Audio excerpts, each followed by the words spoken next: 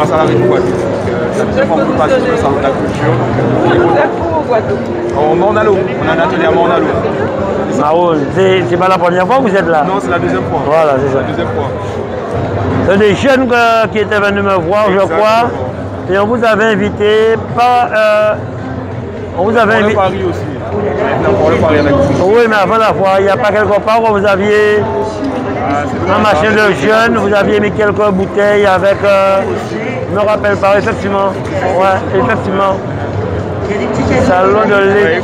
Moi j'attends que vous soyez prêts, comme ça vous pouvez déguster. Hein. Ça, là, on est là toute la semaine, surtout mercredi. Ah oui. Non, mais 2 jours de salon, là, ils ne s'attendaient pas et il y a... T'as vu le monde qui a... T'as vu samedi? Oui. L'ouverture samedi? J'étais étonné, hein. Bonjour, à Pagua. L'agroforesterie, le cacao, la vanille, mise en avant. Vous êtes installé où, en Guadeloupe? Non, mais justement, c'est une association qui des producteurs différents. Ah, d'accord. Sur toute la Guadeloupe. Ah oui, donc c'est une... C'est placé en agroforesterie. C'est là que uniquement on va fourrer et on entretient le fourré en même temps. Donc c'est quelque chose de... Est-ce que vous pouvez nous montrer la vanille qui a été médaillée au concours général agricole? Ça va être ça. Il y a 2 vanilles ici. Donc, c'est celle-là qui a été médaillée. Ah, c'est celle-là. En 2020. Médaille d'or. On a le concours demain. C'est demain. Médaille d'or. C'est demain. Ah, et le concours c'est demain? C'est demain. Et celle-là, c'est de la vanille givrée. C'est-à-dire que c'est de la vanille avec, tu vois, la particularité, c'est que tu as des petits...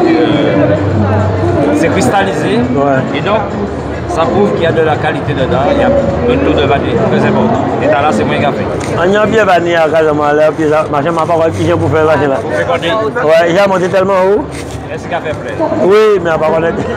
Il me dit bon, c'est aiguille. Ouais.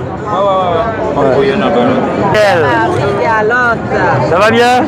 Ça se passe bien? Oui, très bien. Pas trop dépaysé par rapport aux 2 ans où on n'était pas là? Non, ça va. Ah ben, excusez-moi, je viendrai en place, vous pouvez me prendre en photo avec Jacques s'il vous plaît? pourquoi pas? Mais il faut tourner l'appareil. Voilà. Allez-y. Allez-y. Allez-y. Vous n'aurez jamais une aussi belle photo. Monsieur le Président. Ça va bien? Ça va bien? Ça va bien.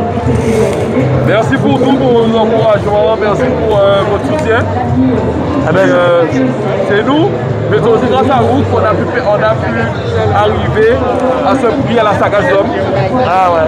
Ah oui, effectivement. Et donc voilà, donc du coup on a... Ouais, j'ai été primé à Saga d'Homme. Ouais, ça c'est important ça, hein? Tu es au courant? Oui. Ouais, bien sûr. Félicitations. Merci beaucoup. Comme je vous dis, c'est aussi grâce à vous, hein, parce que le projet n'aurait pas pu se réaliser sans votre accompagnement. Ah ben on va continuer. Ça va?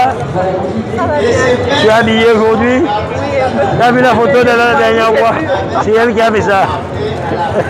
J'ai vu, c'est trop. Aujourd'hui, c'est venu faire la photo. Nouveau chien à Ivoyo, à Casayo. Le seul sorbet qu'on appelle sorbet coco des Antilles, qui est du lait qu'on appelle sorbet.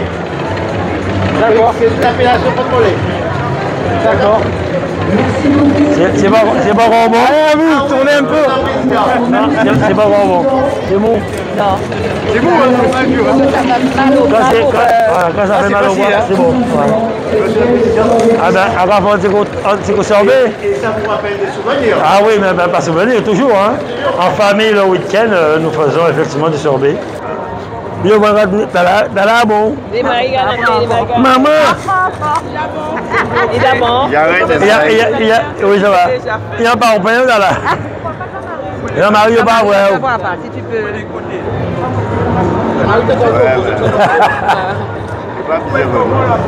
Ça va? Voilà. Ah. Salut là. Ah, mais là, avant, il y a pas de là. Peut-être Il y a plein de fleurs là. Plein de fleurs même. Mais c'est pas, il y a une fabrication là. Juste à côté. Ah, il va fabriquer là. Encore ça 2 fois par jour. Ah ben bon, voilà. Et nous avons suivi les ventes ici à tout moment. Mais bah, on comme ça quand même parce que ça vit en mer.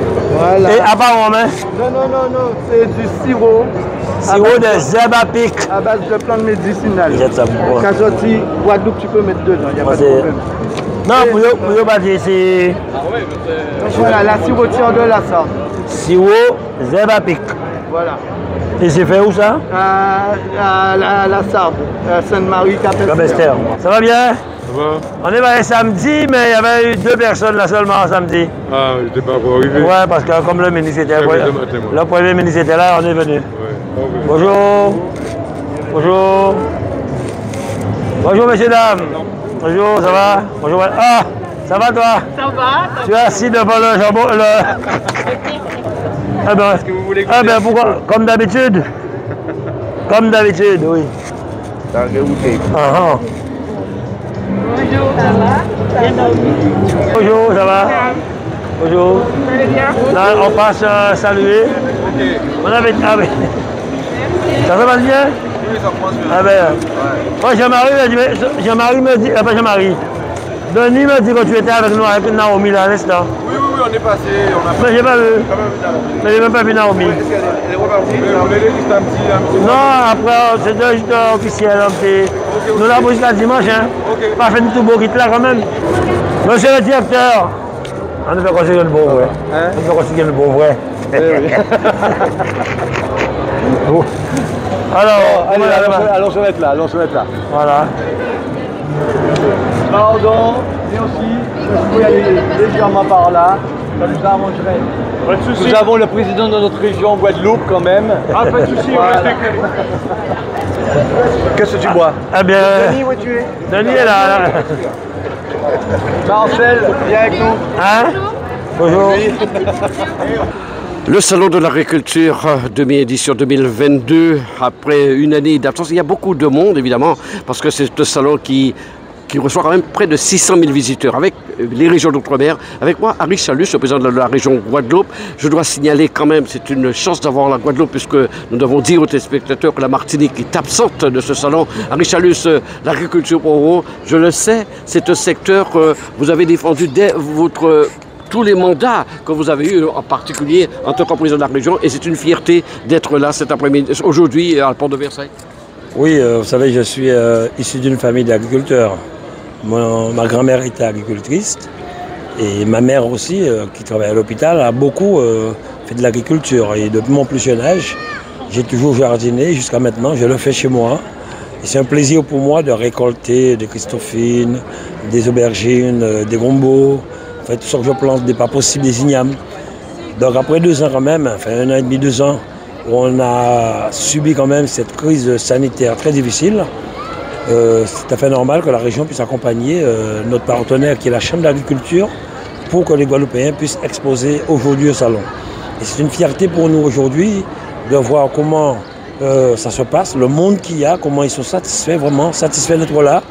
Après ça, le Sargassum, nous avons envoyé des restaurateurs, nous avons le salon de l'agriculture, nous aurons la foire de Paris et la route du Rhum. Donc c'est une manière pour nous de faire valoir un peu le savoir-faire guadeloupéen, faire sortir un peu nos entreprises, hein, que ce soit l'agriculture, du rhum, des éleveurs, tous ceux qui font la Guadeloupe, ceux qui font que la Guadeloupe avance. Et c'est un plaisir, comme je le dis, de les voir très satisfaits, remercier la région d'avoir permis à ces personnes d'être ici. Et avec notre partenaire, monsieur le président Célin, Patrick, tu peux te rapprocher, qui est aujourd'hui conseiller régional. Je pense qu'avec les années à venir, nous allons intensifier un peu nos stands de manière à avoir plus d'entreprises qui exposent au salon de l'agriculture, montrer notre savoir-faire. On va sur la diversification agricole. La région a lancé un Green Startup pour permettre à des jeunes talents, des jeunes startups d'innover avec des jeunes comme Maïditech. Donc c'est une fierté pour nous d'être là. Et je félicite encore tous ceux et toutes celles qui ont travaillé pour que nos entreprises soient ici au Salon de l'Agriculture, la Chambre d'Agriculture, tous les partenaires. Et vraiment, c'est une fierté pour nous. On connaît les efforts de la région pour ce secteur. Quels sont aujourd'hui les points faibles et les points forts de cette agriculture de la Guadeloupe?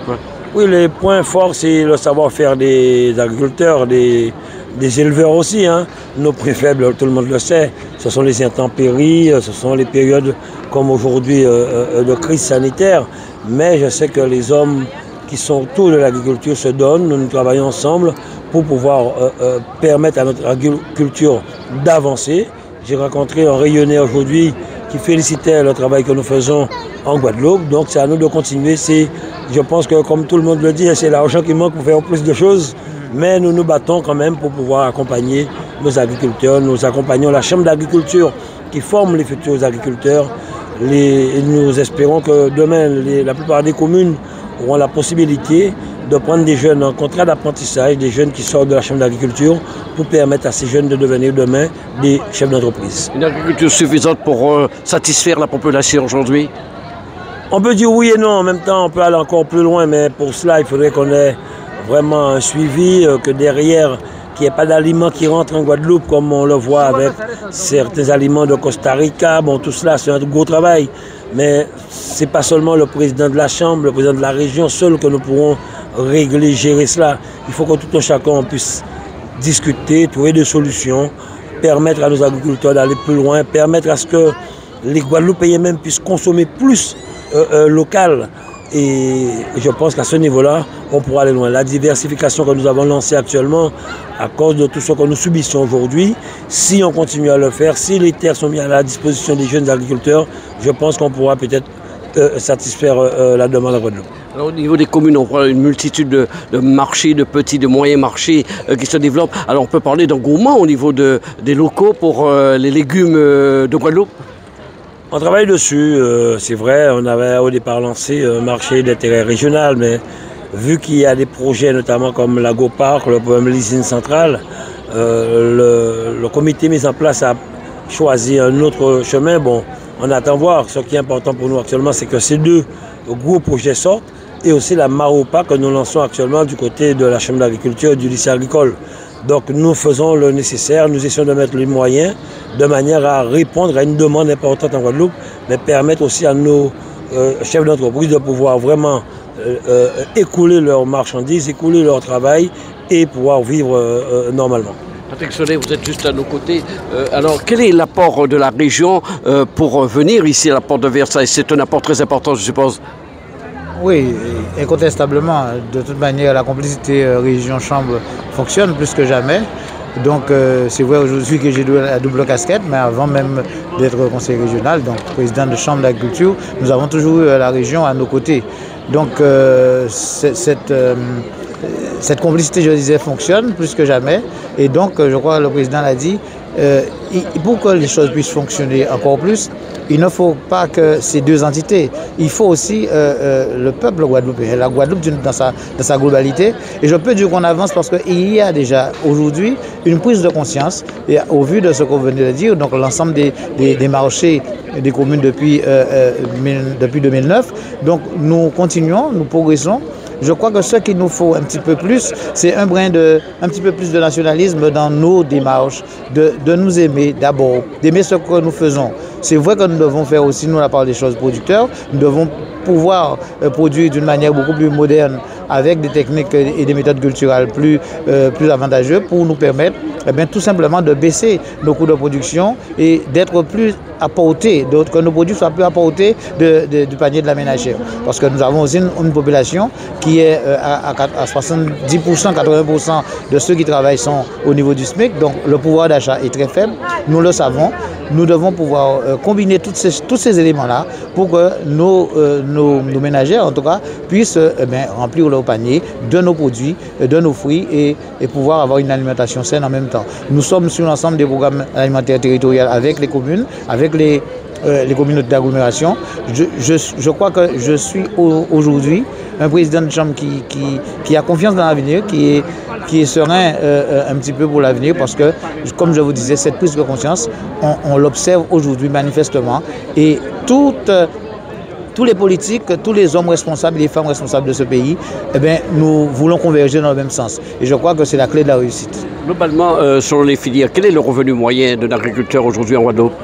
L'agriculteur, je ne pourrais pas dire un chiffre, mais comme je l'ai dit tout à l'heure, on ne dépasse pas pour la plus grande partie le SMIC. Très bas. oui, si on ramène ça au mois, nous avons l'autre jour, nous étions à Marie-Galante sur un projet de photovoltaïque. Nous avons fait le revenu des gens qui vont pour rentrer dans cette dynamique. Ils ont un revenu qui est vraiment très bas, que je n'ose même pas dire. Nous sommes autour de 500-600 euros. Donc, mais compte tenu de notre manière de vivre, c'est vrai qu'on arrive à exister, on arrive à fonctionner malgré tout. Mais nous sommes dans une situation de résilience depuis trop longtemps. Maintenant, je crois qu'il faut que chaque Guadeloupéen puisse comprendre que l'agriculteur aussi qui a fait un choix délibéré de faire ce métier-là, eh bien, doit pouvoir un revenu décent pour pouvoir nourrir ses enfants, sa famille, parce qu'il n'y a pas une université où on va dire ce livre est dédié aux enfants des agriculteurs. Non, je crois que cette chambre, c'est pour les enfants des agriculteurs. Non, nous devons être aussi en capacité d'avoir un pouvoir d'achat et d'avoir un revenu décent, être des gens nobles, parce que cette conscience a déjà été prise. Maintenant, les gens viennent à l'agriculture. Nous avons des techniciens supérieurs, des ingénieurs. Donc le niveau est très élevé et c'est une manière naturelle que les gens vont s'orienter vers les métiers de l'agriculture, parce qu'il y a au moins 600 métiers dans l'agriculture. Donc, nous n'avons aucun complexe aujourd'hui et c'est déjà un pas. Maintenant, il faut que nous allions un petit peu plus loin dans la réalisation de nos projets. Et comme j'avais dit en début de ma mandature, nous ne sommes pas dans le dire, mais nous sommes dans le faire. Et c'est ça qui est important. Merci, merci à vous. Merci.